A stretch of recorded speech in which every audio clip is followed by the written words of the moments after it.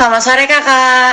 Selamat sore Anggi. Aku izin wawancara ya. Boleh. Oke, aku ada beberapa pertanyaan tentang kearifan lokal. Ya. Yang pertama, menurut kakak sendiri, apa sih itu kearifan lokal? Menurut aku sih kearifan lokal itu budaya turun-temurun ya dari nenek moyang kita. Cuman biasanya ada beberapa tradisi yang diperbarui lagi sama kita. Jadi lebih kental sama kebudayaan yang ada sekarang. Oke. Nah, kira-kira kearifan lokal apa saja sih yang ada di sekitar wilayah ini?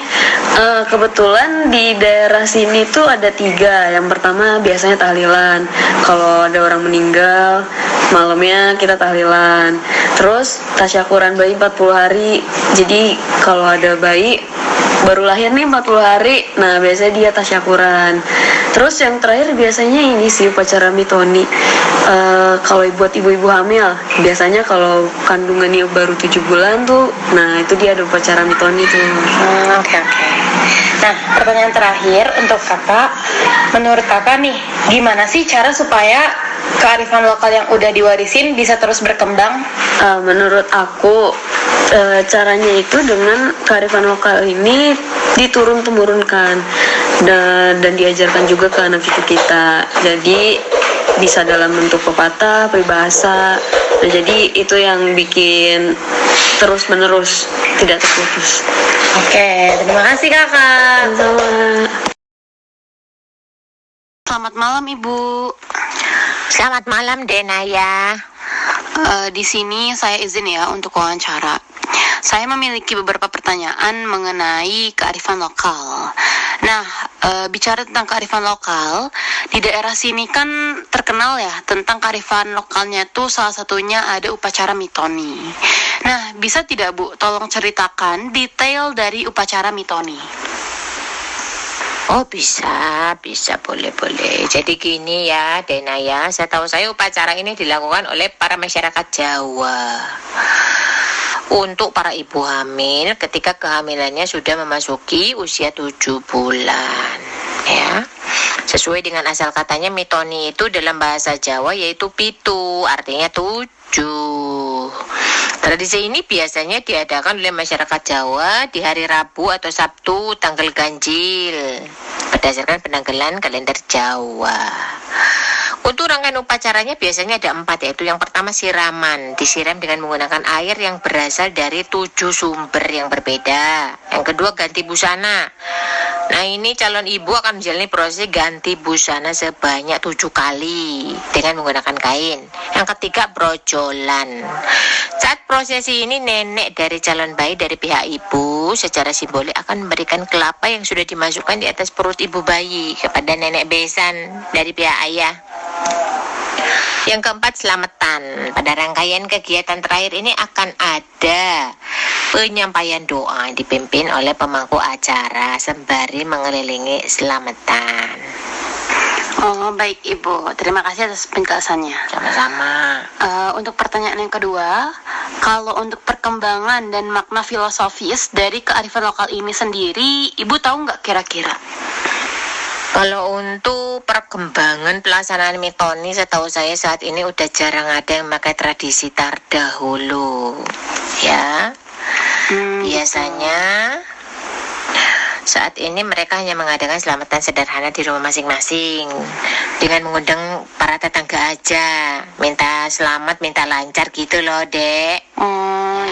Iya. Kalau secara filosofi, tradisi ini dilaksanakan sebagai wujud rasa syukur pada Allah Subhanahu wa Ta'ala karena diberikan rezeki berupa kehamilan, kesehatan dan rezeki yang berlimpah.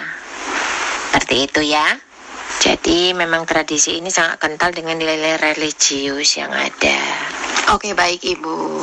Nah pertanyaan terakhir, menurut Ibu kearifan lokal apa saja sih yang masih ada dan sudah tidak ada? Kalau daerah sini yang terkenal banget sama tari topeng menor. Jadi si penari itu pakai topeng pada saat nari. Kalau dulu karena zaman belum semaju sekarang, pementasan tari ini diadakan di halaman rumah dengan menggunakan penerangan obor. Seru banget kalau udah ada yang nari topeng menor. Saya sama tetangga itu kumpul nonton pementasannya loh. Ini loh Dek. Gitu Ya, sangat disayangkan ya, padahal tari topeng ini sangat kental unsur budayanya dan keren. Kalau kearifan yang masih ada, Kalau kearifan yang masih ada ya tadi yang udah dibahas tadi ya, upacara mitoni, tahlilan, sama paling tasyakuran bayi 40 hari. Mungkin ada yang lain tapi nggak sepopuler yang 3 ini. Pengamalannya juga nggak banyak orang tahu, paling cuma tahu nama aja. oh gitu. Baik Ibu, terima kasih sudah berkenan untuk menjawab semua pertanyaan dari saya. Sama-sama Denaya ya, mudah-mudahan manfaat ya. Iya, terima kasih Bu. Selamat pagi Nini. Selamat pagi juga Anggi. Di sini aku izin untuk wawancara tugas sekolah ya. Aku ada beberapa pertanyaan tentang kearifan lokal. Pertanyaan yang pertama, apa yang menyebabkan punahnya kearifan lokal di Indonesia? Menurut Nini, hal ini disebabkan karena adanya perkembangan zaman. Sekarang zaman sudah lebih maju. Sudah banyak orang-orang meninggalkan tradisi nenek moyang karena tidak mau dianggap kolot atau ketinggalan zaman. Padahal faktanya tidak semua tradisi nenek moyang bersifat terdahulu. Masih banyak tradisi-tradisi yang mungkin bisa disesuaikan dengan zaman yang ada tanpa menghilangkan unsur budayanya. Baik. Pertanyaan kedua, kira-kira apa hal yang bisa dilakukan untuk tetap melestarikan kearifan lokal yang ada pada saat ini? Hal yang mungkin bisa dilakukan dengan mempelajari budaya yang ada saat ini dan berusaha untuk mempertahankannya. Kemudian ikut serta dalam kegiatan pameran kearifan lokal. Hal tersebut akan menambah rasa cinta kita terhadap budaya Indonesia. Selain itu, mengenalkannya kepada masyarakat lain, seperti mungkin teman, sanak saudara, dan lain-lain yang memungkinkan untuk diajak berpartisipasi dalam kegiatan kearifan lokal. Oke, pertanyaan terakhir. Setiap generasi kan pasti punya kebiasaan dan ciri khasnya masing-masing.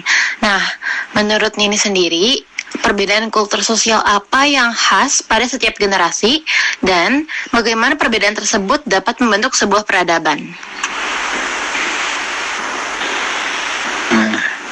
Untuk perbedaan kultur sosial, setiap generasi pasti berbeda. 1. Generasi baby boomers. Generasi ini memiliki julukan gila kerja karena memang generasi ini sangat berfokus pada karir. 2. Generasi X. Generasi ini mengutamakan work-life balance, banyak akal, dan pandai beradaptasi. Mereka memiliki tujuan untuk membahagiakan diri sendiri, sehingga tidak segan untuk menunda pernikahan dan memiliki anak. 3. Generasi Y. Dikenal juga dengan nama generasi milenial. Mereka ini adalah generasi yang dapat diandalkan dalam masalah teknologi, alias tech savvy. Generasi ini juga memiliki ambisi yang kuat untuk menguasai berbagai bidang, sehingga memiliki kemungkinan sukses yang besar. 4 nih, generasi Z. Mereka ini kan tumbuh di lingkungan yang sudah serba digital, membuatnya tumbuh menjadi pribadi yang beragam, baik dari sisi hubungan interpersonal maupun akademis. 5. Generasi Alpha. Generasi ini kebanyakan masih anak-anak, jadinya mungkin masih belum terlihat jelas kepribadian dari generasi ini. Namun secara keseluruhan sepertinya generasi ini hampir sama 11-12 dengan generasi Z, dikarenakan sama-sama hidup didampingi dengan teknologi. Oke, baik Nini. Nah, bagaimana perbedaan tersebut dapat membuat sebuah peradaban? Yang pasti adalah dengan saling respect satu sama lain antar generasi. Karena untuk membentuk sebuah peradaban pasti diperlukan populasi manusia yang besar dengan berbagai generasi. Untuk menghindari perpecahan juga, kita harus saling respect. Oke, baik Nini. Terima kasih ya sudah berkenan untuk diwawancara.